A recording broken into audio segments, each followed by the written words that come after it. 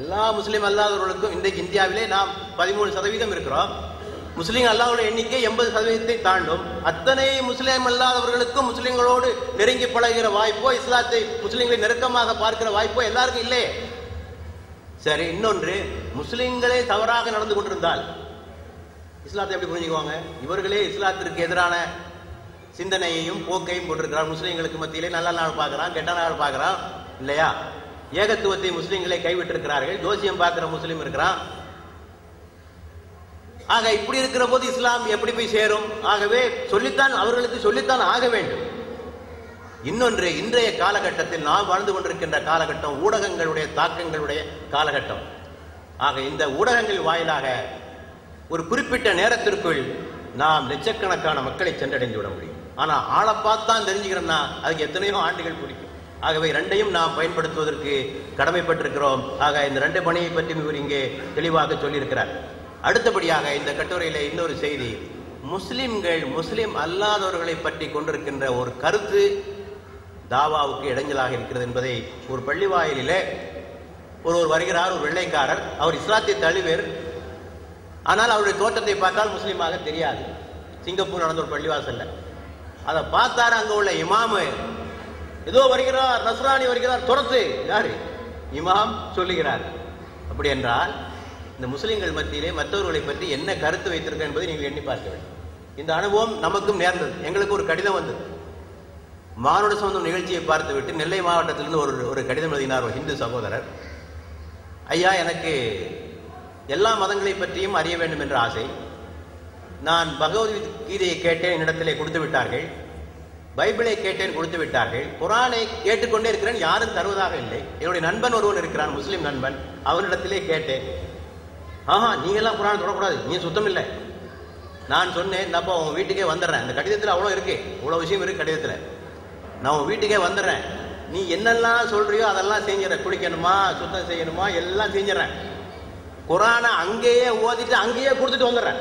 நான் வீட்டுக்கு கூட கொண்டு வரல. அப்படியும் தரமாட்டேன் நான் அந்த ஆளு. ஆகவே உங்களிடத்திலே கேட்கிறேன், நீங்கள் குரானை கொடுங்கள் என்று கேட்டார். அனுப்பி வைத்தோம், படித்தோம், இஸ்லாத்தை ஏற்றுக்கொண்டு விட்டோம். சைதாப்பேட்டில் நடந்த ஒரு நிகழ்ச்சி. ஒரு முஸ்லீம் அல்லாத சகோதரர், மிகவும் ஏழை, தெருவிளக்கிலே உட்கார்ந்து குரானை படித்துக் கொண்டிருந்தார். நம்மால் ஒருத்தர் வந்தாங்க, குரானை பற்றி படிக்கிற இடமா இது, நீ எல்லாம் குரானை படிக்கக்கூடாது. ஆக இப்படிப்பட்ட இந்த மனப்பான்மை மாற்றப்பட வேண்டும் என்பதனையும் இந்த நூலிலே மிக தெளிவாக சொல்லப்பட்டிருக்கிறது. அடுத்தபடியாக இந்த நூலிலே சொல்லப்பட்டிருக்கிற இன்னொரு செய்தி, கிடைக்கிற வாய்ப்புகளை நழுவ விடாதே. இல்லையா? தாவாவுக்குன்னு நேரமெல்லாம் கால திட்டமிட்டெல்லாம் செய்ய முடியாது. அது எப்போதும் வரும். அது விமான நிலையத்தில் வரும், இறந்தவர் வீட்டில் வரும், ஆடிட்டர்களுடைய மீட்டிங்லே வரும். இல்லையா? எந்த இடத்திலும் உங்களுக்கு வாய்ப்பு கிடைக்கும். தாவா செய்வதற்கெல்லாம் இப்படியெல்லாம் எப்போது கூட்டம் போட்டெல்லாம் செஞ்சுட்டு இருக்க முடியாது. காலையிலே வாக்கிங் போகிற போது அந்த வாய்ப்பு வரும், எங்கேயும் வரும் உங்களுக்கு. ஆக கிடைக்கிற வாய்ப்புகளை எல்லாம் நழுவ விடாமல் ஒவ்வொரு இடத்திலும் அந்த செய்தியை சொல்ல வேண்டும் என்ற ஒரு குறிப்பு காணப்படுகிறது. பெருமானாருடைய அணுகுமுறை அப்படித்தானே இருந்தது. நான் முன்னாடி சொன்னேன் அல்லவா, ஒவ்வொரு எதையுமே நழுவ விட்டதில்லை. கைதியாக ஒருவன் பிடிபட்டு கொண்டு வந்தால் அவனிடத்தில் இஸ்லாத்தை சொல்வார்கள். இல்லையா? ஒரு நாட்டிலிருந்து வெளிநாட்டிலிருந்து தூதுவராக ஒருவன் செய்தியை கொண்டு வந்தால் அவரிடத்திலே இஸ்லாத்தை சொல்வார்கள். யாரை விட மாட்டான். இல்லையா? ஒரு முறை ஒரு குழு மக்காவிற்கு வருகிறது. பெருமானார் வீட்டுக்கு வருகிறார்கள், பசியோடு வருகிறார்கள். ஆனால் அவருக்கு செய்தி வருகிறது, இன்றைக்கு ஒரு மக்காவிற்கு ஒரு குழு ஒன்று வந்திருக்கு, வெளிநாட்டிலிருந்து ஒரு குழு வந்திருக்கிறது. சாப்பிடாம அப்படியே கிளம்புறாங்க. அன்னை ஹதீஜா அவர்கள் கேட்கிறார்கள், சாப்பிட்டு போங்க என்று. பெருமானார் சொன்னார்கள், நான் சாப்பிடுவதற்குள் அந்த கூட்டம் இந்த ஊரை விட்டு வெளியே போய்விட்டால் நான் அவர்களுக்கு அழைப்பு செய்தி கொடுப்பதற்கான வாய்ப்பு இல்லாமல் போய்விடுமே, முதல்ல அதை முடிச்சுடுவாங்க. ஆக எந்த வாய்ப்புகளையும் நழுவிடக்கூடாது. உங்களுக்கு கிடைக்கிற வாய்ப்பு உங்களுடைய பள்ளிக்கூடத்திலே, உங்களுடைய அலுவலகத்திலே, அல்லது நீங்கள் ரயிலிலே பயணம் செய்கிற போது, விமானத்திலே பயணம் செய்து, எங்கேயும் இதுக்கான வாய்ப்பு இருக்கு. எந்த வாய்ப்புகளையும் நீங்கள் நழுவிடக்கூடாது என்ற செய்தியும் இதன் மூலமாக நமக்கு கிட்டிருக்கிறது என்பதனையும் நான் இங்கே சொல்லிக்கொள்ள விரும்புகிறேன். அடுத்தபடியாக புத்தகங்களை வழங்குவது. தாவாவுடைய பணியில் இருப்பவர்கள், அவர் ஒரு ஜான் பிரிட்டோ என்னுடைய ஒரு செய்தியை சொல்கிறார். 3 புத்தகங்களை கொடுத்தேன், படித்துவிட்டு அவர் இஸ்லாத்தை தெளிவாக புரிந்து கொண்டார். ஆகவே நம்மிடத்துல ஒரு பழக்கம் இருக்கணும். எப்பாவது உங்க பேக்ல கொஞ்சம் இஸ்லாம் பற்றிய புத்தகங்களை கையில எப்பவும் வச்சிருங்க. ஒரு புத்தகங்களை, ஒரு சின்ன துண்டு பிரசுரங்களை எப்போ யாரை எங்க சந்திப்பீங்கன்னு சொல்ல முடியாது. இல்லையா? நான் வீட்டுக்கு போய் அனுப்புறேன், அங்க போய் அனுப்புறேன், நீங்களும் மறந்துடுவீங்க, அவரும் மறந்துடுவாரு. ஆகவே எப்போதும் சில பிரசுரங்களை, இஸ்லாத்தை பற்றிய துண்டு பிரசுரங்களை அல்லது புத்தகங்களை உங்களுடைய கரத்திலே நீங்கள் வைத்திருந்தால் தேவையான சமயத்தில் நீங்கள் அவற்றை பயன்படுத்திக் கொள்ளலாம்.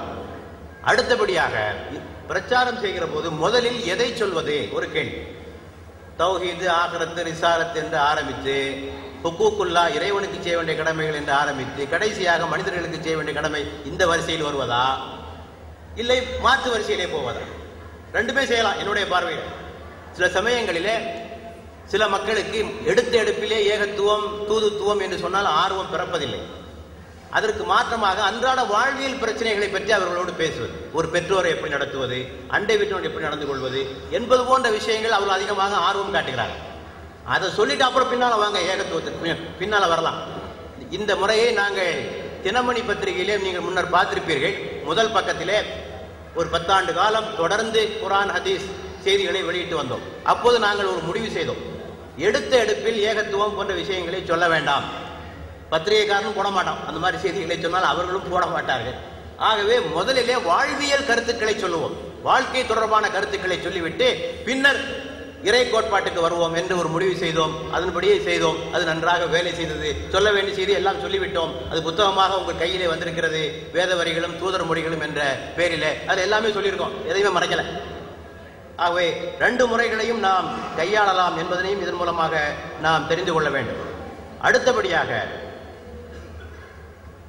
அழைப்பாளருக்கு இருக்க வேண்டிய பண்புகளிலே ஒன்று, மற்றவர்களோடு நல்ல நட்பாகவும் உறவாகவும் அவர்களுக்கு செய்ய வேண்டிய உதவிகளை செய்தால்தான் அவர்கள் இஸ்லாத்தின் பக்கமாக ஈர்க்கப்படுவார்.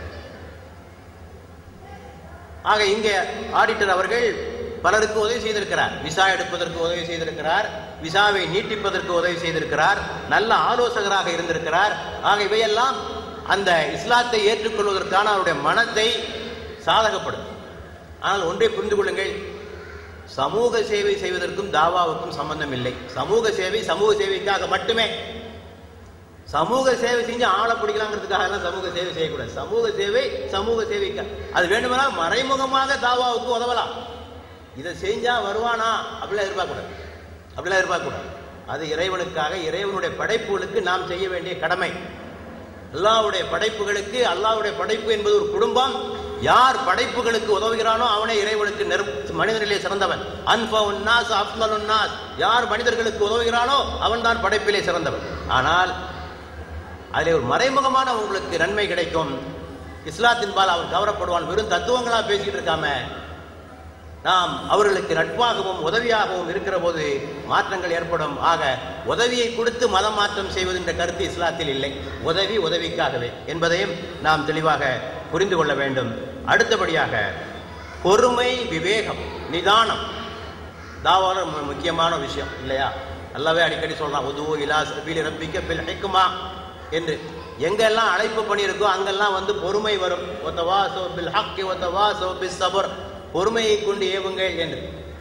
அதற்கு மிகச் சிறந்த உதாரணம் கட்டுரை 32 அஜூ பிர்மலானி, அதுதானே அவர் பேரு, ஒரு சிந்திக்காரர். அந்த ஒரு கட்டுரையாவது படிங்க குறைஞ்சபட்சம் இந்த கூட்டத்தை விட்டு போவதற்கு முன்னால். இருக்கிற கட்டுரைகளிலே சிறந்த கட்டுரையை தேர்ந்தெடுக்க வேண்டும் என்று சொன்னால் நான் அந்த கட்டுரைக்கு தான் அவருக்கு பரிசளிப்பேன். அவர் ஒரு சிந்திக்காரர், பாகிஸ்தானிலிருந்து சிங்கப்பூருக்கு குடியேறியவர். எது பிரிவினை காலகட்டத்தில் எப்படிப்பட்ட உணர்வுகள் அங்கே இருந்தன என்பது உங்களுக்கு தெரியும். ஆக இஸ்லாம் முஸ்லிம் பேரை சொல்லப்படாது, அப்படிப்பட்ட ஒரு சூழ்நிலையிலிருந்து வந்தவர். இவருக்கு நெருக்கமாக நண்பரானார். இவர் இஸ்லாத்தை பற்றி பேச ஆரம்பித்தார். அவர் சொன்னார், தயவு செய்து அதை விட்டுருங்க, இந்த இஸ்லாம் முஸ்லீம் எல்லாம் பேச வேண்டாம், அதெல்லாம் பேச வேண்டாம், அது எனக்கு பிடிக்காது, தயவு செய்து அதை விட்டுருங்க, வேற விஷயங்கள்லாம் பேசுவோம் என்று சொன்னார். இவர் விட்டுட்டார். அவர் சொன்னாலும் விட்டுட்டார். விட்டுவிட்டு செய்திகளை சொல்லிக் கொண்டிருந்தார். ஆனால் இஸ்லாம்ங்கிற லேபல் இல்லாமல், கவிக்கு அவர்கள் சொன்னதை போன்று லேபல் இல்லாமல் செய்திகளை சொல்லிக் கொண்டே இருந்தார். அவர் கேட்டார், இவ்வளவு செய்தி எங்கிருந்து எடுக்கிறீங்க, இதெல்லாம் எங்கிருந்து பெறப்பட்ட செய்திகள் என்று கேட்டபோது, இதெல்லாம் இஸ்லாத்தில் உள்ளதாங்க. அவர் வாயாலே கேட்க வைத்து கடைசியாக இஸ்லாத்தை அவர் ஏற்றுக்கொண்டார். 25 ஆண்டுகள் கழித்து இஸ்லாத்தை ஏற்றுக்கொண்டார் என்பது இங்கே நாம் அறியப்பட வேண்டிய விஷயம். ஆக பல பேர் நம்மகிட்ட கேட்குறாங்க, நீங்க இத்தனை வருஷமா நிகழ்ச்சி நடத்துறீங்களே, எத்தனை பேர் இஸ்லாத்துக்கு வந்துட்டாங்க? ஆமா, சொன்ன உடனே வந்துருவாங்க எல்லாரும் கூட்டமா. ரசூலுல்லாஹ்க்கு எத்தனை 13 ஆண்டுகால மக்கத்து பிரச்சாரத்தில் இஸ்லாத்தில் இணைந்த ஒரு எண்ணிக்கை 400 பேர் மட்டுமே. நன்றாக புரிந்து கொள்ளுங்கள், வெறும் 400 பேர்கள் தான். ஆக அதற்கு ஒரு வக்த் நேரம் இருக்கிறது. இதா ஜா நஸ்ருல்லாஹி வல் ஃபத் வரஐதன் நாஸ யதுகுலூன ஃபீ தீனில்லாஹி அஃப்வாஜா. அல்லாஹ்வுடைய உதவியும் வெற்றியும் வருகிற போது மக்கள் கூட்டமாக இஸ்லாத்தில் நுழைவார்கள். ஆக அவசரப்பட வேண்டாம் என்பதனையும் நாம் இதன் மூலமாக தெரிந்து கொள்ள வேண்டும். அடுத்தபடியாக பிற மத நண்பர்களிடத்திலே இஸ்லாத்தை எப்படி எடுத்துச் சொல்வது? ஒரு 2 கிறிஸ்தவர்கள் வீட்டிற்கு வந்த செய்தியை அவர் சொல்லியிருக்கிறார். ஆக நம்மை அழைக்க அவர்கள் வந்தார்கள், நாம் அவர்களுக்கு இஸ்லாத்தை இதமாகவும் பண்பாகவும் சொல்ல வேண்டும். இதிலே நாம் எல்லோரும் தெரிந்து கொள்ள வேண்டிய விஷயம், தெரியாத விஷயங்களை பற்றி பேசாதீங்க. அந்த மதத்தை பற்றி நல்லா தெரிஞ்சா பேசுங்க, இல்லாட்ட சும்மா இருங்க. உங்களுடைய அறியாமையை வெளிச்சம் போட்டு காட்டு கொண்டிராதீர்கள். தெரிஞ்சா பேசுங்க, தெரியாட்டா பேசாதீங்க. அப்படி பேசினாலும் கூட அவருடைய மனம் புண்படாதவாறு அந்த கருத்துக்களை சொல்ல வேண்டும். கேலி கிண்டல் இவற்றையெல்லாம் கலக்காமல் அறிவுபூர்வமாக, இன்டலெக்சுவல் லெவல், அறிவுபூர்வமாக அவர் சிந்திக்கின்ற வகையிலே கருத்துக்களை சொல்லுகிற போது நல்ல மாற்றங்களை ஏற்படுத்தும் என்பதனையும் நாம் இங்கே சொல்லிக்கொள்ள விரும்புகிறோம். அடுத்தபடியாக அவர் சொல்லியிருக்கிற ஒரு கருத்து, இஸ்லாத்திற்கு எதிரான பிரச்சாரங்கள் நடைகிற போது அதையும் இஸ்லாத்திற்கு சாதகமாக மாற்றிவிட வேண்டும். இஸ்லாத்திற்கு எதிரான ஒரு பிரச்சாரம் நடைகிற போது அதை இஸ்லாத்திற்கு சாதகமாக மாற்றிவிட வேண்டும். உணர்ச்சி வசப்படுவதனாலேயோ கொந்தளிப்பதனாலேயோ பஸ்ஸையோ கட்டடங்களையோ கல்விட்டு எறிவதனாலேயோ தீ வைப்பதனாலேயோ எந்த நன்மையும் கிடையாது என்பதனை தெரிந்து கொள்ள வேண்டும். சிங்கப்பூர் நடந்த ஒரு நிகழ்ச்சி, தலாக் பற்றிய ஒரு நாடகம். அந்த நாடகத்தில் இஸ்லாத்தை பற்றி கேலி பேசப்பட்டது. இவர் என்ன செய்தார்? தமிழ் முரசு பத்திரிகைக்கு அது பற்றிய கட்டுரை எழுதினார். தமிழ் முரசு பத்திரிகைக்கு அது பற்றி ஒரு கட்டுரை எழுதினார். பின்னர் ஒரு கருத்தரங்கத்தை ஏற்பாடு செய்தார். அறிஞர்களை அழைத்து அந்த தலாக்கு பற்றி இஸ்லாத்துடைய தெளிவான தன்மைகளை எடுத்து சொன்னார். இப்படித்தான் நாம் பிரச்சனைகளை எதிர்கொள்ள வேண்டும் தவிர ஆத்திரப்படுவது எதிரிகளுக்கு நன்மையாக முடிகிறது. அவர்கள் அதைத்தான் உங்களிடத்திலே எதிர்பார்க்கிறார்கள். இதை செய்தா பாய் கோபப்படுவான், தெருவுக்கு வருவான். இஸ்லாத்தினுடைய பெயரை கெடுப்பதற்கு நாமே வாய்ப்பை ஏற்படுத்தி கொடுத்து விடுகிறோம் என்பதனையும் இதன் மூலமாக நாம் தெரிந்து கொள்ள வேண்டும். ஆக இப்படி பல்வேறு வகையான செய்திகளை சொல்லியிருக்கிறார். அடுத்தபடியாக அந்த கட்டுரையிலே தெரிந்து கொள்ள வேண்டிய விஷயம், விவாதங்கள் புரியவில்லை. எங்குமே அவர் விவாதம் புரியவில்லை. No debate and no arguments. நன்றாக புரிஞ்சு விடுங்க தாய்கள், இந்த விவாதங்கள் புரிவதனால் எந்த நன்மையும் கிடையாது. முஸ்லிம்களுக்கு வேணா மகிழ்ச்சியா இருக்கலாம், மடக்கிட்டாரு, வாதத்தில் மடக்கிட்டார். வாதங்களை வெல்வதல்ல நம்முடைய நோக்கம், இதயங்களை வெல்வதே நம்முடைய நோக்கம். இதிலே நாம் தெளிவாக இருக்க வேண்டும். வாதங்களை ஜெயித்தால் நம்ம முஸ்லிம்களுக்கும் சந்தோஷமா இருக்கு, மடக்கிட்ட பாரு நம்ம ஆளுங்க. இதனால் எந்த நன்மையும் கிடையாது. அவர்களுக்கு வாய்ப்பு கிடைக்கிற போது இன்னொரு வாதத்தை பண்ணுவார்கள். சரி, இந்த தடவை ஜெயித்துட்டியா, வா அடுத்த தடவை பார்த்துக்கிறோம் உன்னை. ஆக வாத பிரதிவாதங்கள் எந்த நன்மையும் தராது என்பதனை புரிந்து கொள்ள வேண்டும். ஆக அவருடைய கட்டுரை தாவாவை பற்றிய ஒரு புதிய பரிணாமத்தை நமக்கு தருவதாக இருக்கிறது. எளிமையாக இருக்கிறது. தாவா செய்ய வேண்டும் என்ற ஆசை இருக்கிறது. பிரச்சார துணி இல்லாமலே பிரச்சாரம் செய்ய வேண்டும். பிரச்சார துணி இல்லாமலே பிரச்சாரம், கேட்கிறவனுக்கு பிரச்சாரம் செய்கிறார் என்ற உணர்வே வராமல் பிரச்சாரம் செய்கின்ற நிலை இருக்க வேண்டும். நம்மளே சிலரை பார்க்கிறோம், இஸ்லாத்தை ரொம்ப ஏற்றி இஸ்லாம் அந்த மார்க்கம் இந்த மார்க்கம் சிறந்த மார்க்கம் பேசிக்கிட்டே இருப்பாங்க. அப்படியா, நீங்களே வச்சுக்கிடுங்க, நல்லா இருக்குல்ல, நீங்களே வச்சுக்கிடுங்க, அதுல ஒண்ணு பிரயோஜனம். இஸ்லாம் என்ன சொல்லி இருக்கு அதை சொல்லுப்பா. இஸ்லாத்தை புகழ்ந்து பேசுவதை விட்டுவிட்டு இஸ்லாம் என்ன சொல்லி இருக்கிறது அதைத்தான் அவர்களிடத்தில் எதிர்பார்க்கிறார்கள்.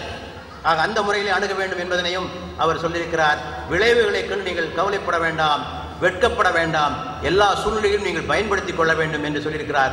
கடைசியாக இந்த தாவா பணியை பற்றி ஒரு சில வேண்டுகோளை உங்களுக்கு முன்னாலே வைத்து என்னுடைய முறையை நான் முடிவு செய்ய விரும்புகிறேன். அழைப்பு பணி என்பது ஒவ்வொரு முஸ்லிமுடைய அடிப்படை கடமை. தொழுகையை போன்று, நோன்பை போன்று, ஜகாத்தை போன்று அடிப்படை கடமை. அறிஞர்களுக்கு மத்தியிலே ஒரு விஷயத்தில் மட்டும்தான் கருத்து வேறுபாடு இருக்கிறது. இது பரந்து ஐனா பரந்து கிஃபாயாவா, இதுல வேணுமா கருத்து வேறுபாடு இருக்கலாம். எல்லாரும் செய்யணுமா, சமுதாயத்தில் ஒரு பிரிவினர் மட்டும் செய்தால் போதுமா, இதில் வேண்டுமானால் கருத்து வேறுபாடு இருக்கலாம். அதற்குள் நான் நுழையவில்லை, அது நீண்ட வாதமாக போய்விடும். ஆனால் செய்யாவிடில் மறுமையில் உங்களிடத்தில் கேள்வி கேட்கப்படும். ஒமன் அதலமு மிம்மன் கதம ஷஹாதத்தன் இந்தஹு மினல்லாஹ், அல்லாஹ்விடமிருந்து வந்திருக்கக்கூடிய சான்றுகளை மறைப்பவனை விட மிக பெரும் அக்கிரமக்காரன் யார்? பெரிய குல், இது பெரிய அநீதி என்று திருமறை சொல்லுகிறது. ஆகவே நீங்கள் இந்த பணியை செய்ய வேண்டும். ஒவ்வொரு முஹல்லாவிலும் குறைஞ்சது 2 நிகழ்ச்சிங்க. ஒரு பெருநாளை, நோன்பு பெருநாளில் ஒரு ஈது சந்திப்பு, பெருநாள் சந்திப்பு செய்ய முடியாதா என்ன? ஒரு 5000 ரூபாய் கூட செஞ்சிடலாம். அதிகமா ஒரு சிறிய விருந்து, ஒரு அரை மணி நேர சொற்பொழிவு செய்ய முடியாதா? ஆனால் முஸ்லிம்கள் மத்தியிலே இது காதிலேயே போட்டுக்கொள்ள மாட்டேன்கிறார்கள்.